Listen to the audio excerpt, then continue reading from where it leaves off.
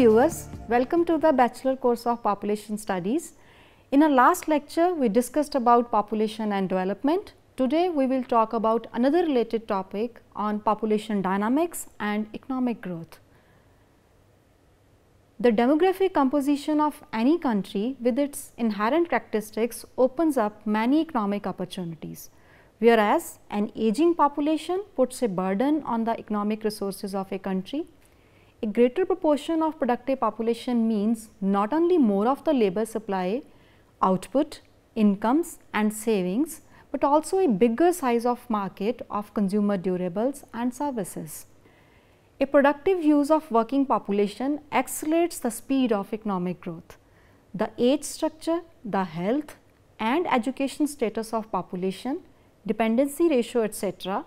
have significant influence upon the economic growth.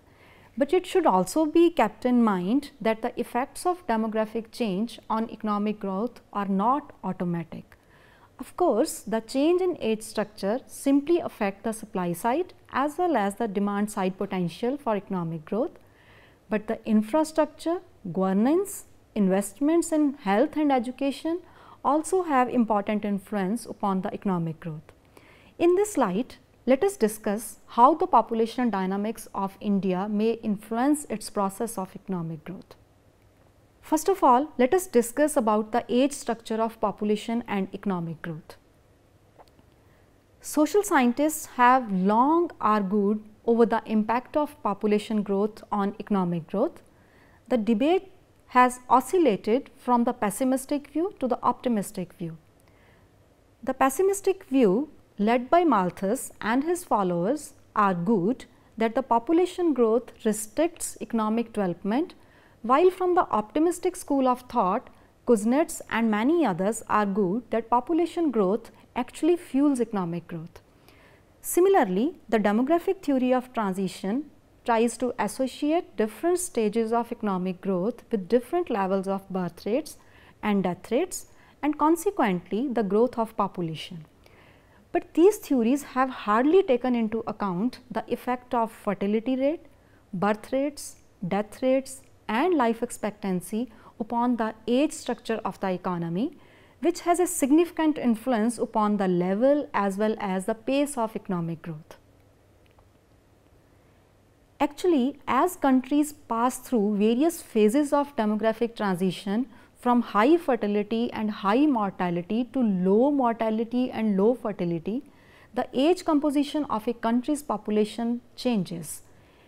Initially, it increases the size of the working age population as compared to other age groups, popularly termed as demographic dividend. During this demographic transition, all countries have a demographic window of opportunity, when the growth in the working age population is greater than the growth in total population. The age structure of population largely affects the level of economic activity. A population with a greater share of the 0 to 14 age group and elderly population will spend a greater share of income on the upbringing of children, healthcare and of course pensions. On the other hand, a working age, that is 15 to 64 years age group population in general tends to be more productive, supplies labor, saves more than their consumption and provides capital for investment. Thus, the age structure has a differing impact upon savings, investment, productivity and therefore economic growth. Here it is important to define two concepts, the demographic window and the window of opportunity. Demographic window is defined as the time period when the proportion of children and youth under age 15 years falls below 30% and the proportion of people 65 years and older is still below 15%. On the other hand, the entire period during which the positive effects of falling fertility rate, increase in productive population etc. are being enjoyed by the society is termed as the window of opportunity. The UN Development of Economic and Social Affairs in its long-term projections for population of India states that the demographic window has opened in 2010 and it will remain opened till 2050. On the other hand, if we begin from the period when the benefits of population growth has just started pouring into the economy, the window of opportunity starts from the year 1995. This can be observed from this figure. The figure clearly states that the demographic window actually opens on 2010, when by definition the proportion of population in the age group 0 to 15 years fall below 30%, and that of the 65 plus age group is still below 15% of total population in India. But it is actually during the year 1995 when the benefits of the low fertility rate, birth rate and death rate started to set in the economy, and the share of productive population started increasing at an increasing rate. Therefore, we can see that the whole span of enjoyment of these benefits, or say the window of opportunity, actually extends from 1995 to 2045, which means a period of 50 years, while the long-term projections of the UN have estimated that the demographic window opens in 2010 and closes in 2050, which means a span of 45 years. The age group 15 to 59 years not only adds to the labor force, but also provides a huge market for the consumer goods. It is being estimated that as the per capita income in India is increasing and the population composition is favoring the working population age group, India will also have the largest share in global middle class consumption by the year 2050. It can be observed from this figure. The figure shows that out of the total consumption by the middle class population, the share of the developed economies like Japan, USA and European Union is expected to decline in the long period, and this decline has already set in after 2010. On the other hand, the share of China, India and the rest of Asia will increase, and the largest share after 2030 will be that of India. This is another window of opportunity, as with huge domestic market, not only the domestic investment increases, but it also induces the foreign investors to invest in India. Thus, the age structure in favor of 15 to 59 age group not only means huge labor surplus, but it also indicates a big market for consumer goods. At the same time, this age group is also considered to be the greatest source of savings. Despite the high level of consumption by this age group, per labor unit consumption of this age group is much lower as compared to the children and elderly. A child looks to his parents for material needs. A retired person relies on income from savings, transfers from his or her adult children and pension benefits. Aggregating across all individuals at a point in time, the implication is that a country with relatively small population shares of the youth and elderly has a greater capacity to save. Higher share of working age population is also assumed to have higher level of productivity. There are many studies which have found that an increase in the share of prime age workers has a positive effect on per capita GDP. Now, let us discuss about urbanization of population and its impact upon economic growth. Economic growth and urbanization are inextricably linked with each other. Economic growth often implies the conversion of rural land to urban uses, for example, residential, commercial and industrial uses, etc.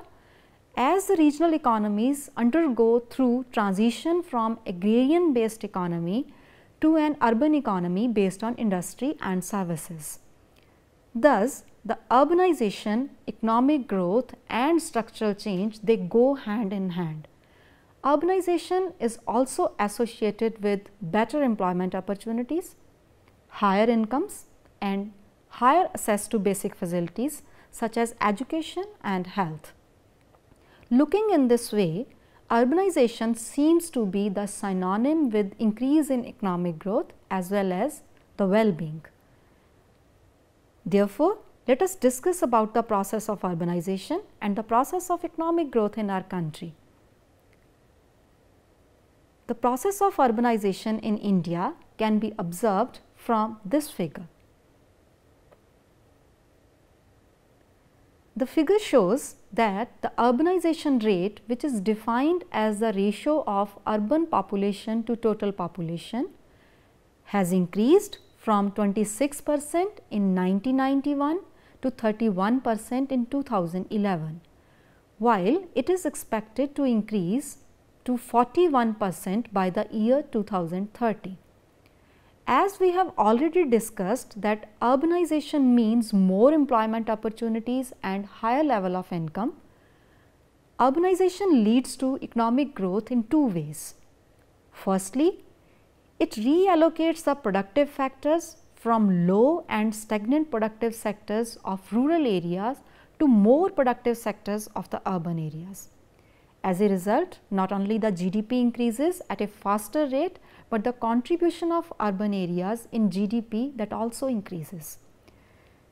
Secondly, the higher levels of income in the urban areas also means higher demand, which induces further investment and growth, and this process goes on.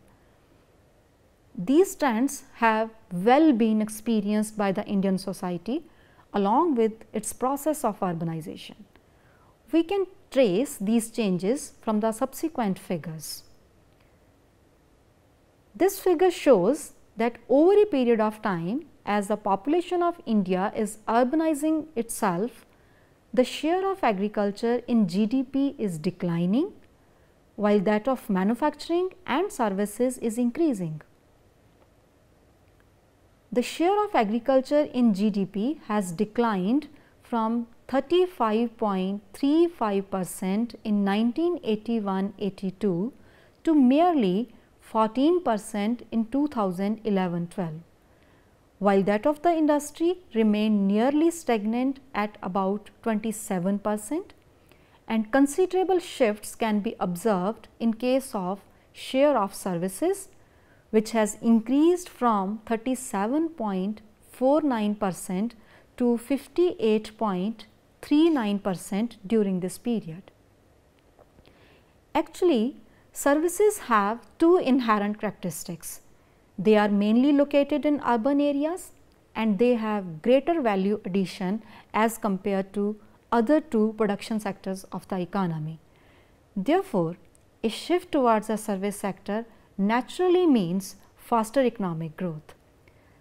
Thus, if this high value added sector is located mainly in urban areas, its growth should also have resulted in greater share of urban areas in GDP. These trends can be observed from this figure. The figure shows the contribution of urban areas in GDP has increased from 46% in 1990 to 58% in 2008, and it is being expected that in 2030, 69% of India's GDP will come from the urban areas. In terms of the growth rate, it is also estimated that the urban areas will be contributing about 72% of overall growth of GDP. This would be possible only if the population is urbanizing itself and finding its employment in the non-agriculture sector, particularly the services. On the other hand, the growth of the population in urban areas also changes the market size as well as its composition, which are again indicators of economic growth. As population in urban areas increases, the size of the middle class also increases. The rise in size of middle class means rise in the size of market for consumer goods. the rise in size of the middle class along with the urbanization of population in India can be seen from this figure. In this figure, we have 4 income categories.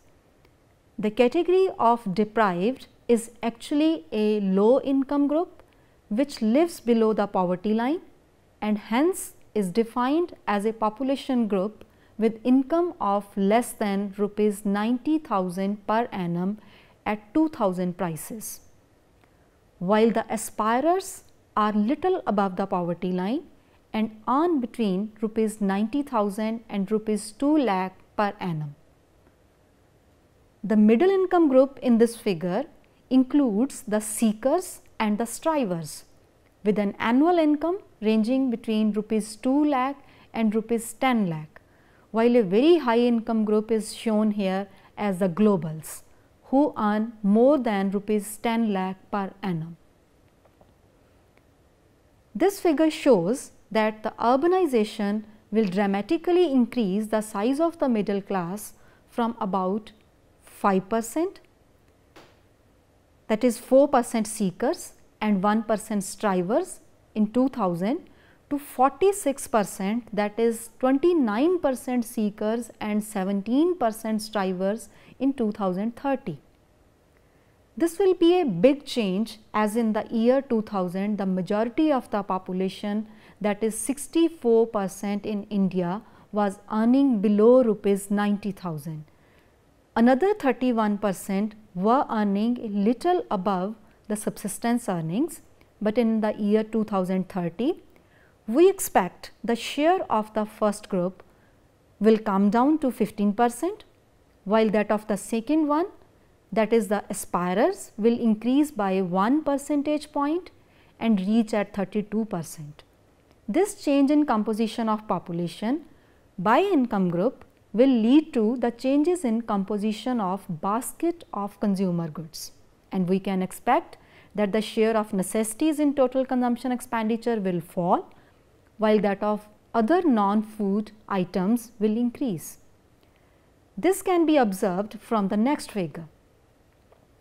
This figure shows that with urbanization of population, as the size of middle income will increase, the share of food items in total consumption expenditure of the households will fall from 59% in 1995 to merely 29% in 2025, which means that the share of non-food items will increase from 41% in 1995 to 71% in 2025. This change in composition of consumption has very important implications for the process of economic growth. A greater demand for non-food items means a greater market for manufacturing goods as well as services. Thus, the economy is expected to move fast towards the non-agriculture sector, which is a very positive sign for the economic growth of the country.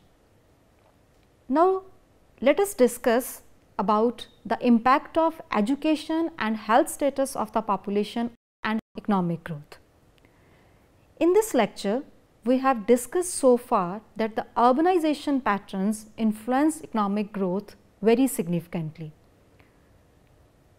While a variety of factors related with urban areas are responsible for it, a commonly held view is that it results from productivity gains due to technological innovations and investment in human capital, which are mainly concentrated in urban areas. The endogenous growth theory given by Romer and Lucas argues that the accumulation of knowledge and its spillovers are the key determinants of economic growth. Hence, the benefits of economic growth can only be enjoyed if education as well as health standards of the population are improved. Therefore, faster economic growth needs greater share of literate people, people with higher and tertiary education, and the professionals with perfect knowledge about the latest state of art. Apart from it, we know that health is wealth. Healthy population with greater life expectancy, fewer years wasted in diseases and higher nutritional standards naturally means more productive population, which has a very positive impact upon economic growth. Let us come to the concluding part of this lecture. The population dynamics have great influence upon the level and pace of economic growth. As the composition of population changes in terms of the change in age structure, the location of residence, the share of different income groups, the percentage of persons with higher education, the economic growth will definitely be affected. The positive changes in composition of population obviously bring positive changes in economic growth. After all, no society can grow sustainably with huge segments of its population being illiterate and sick. Population is a picture with two phases. Its brighter side translates into elimination of all types of human sufferings, while the darker side may turn an ugly face which may put unsurpassable hurdles to economic growth. I expect that you would have been benefited from this discussion. In the next lecture, we shall discuss about the population policies and the development priorities. Till then, have a nice time. Goodbye.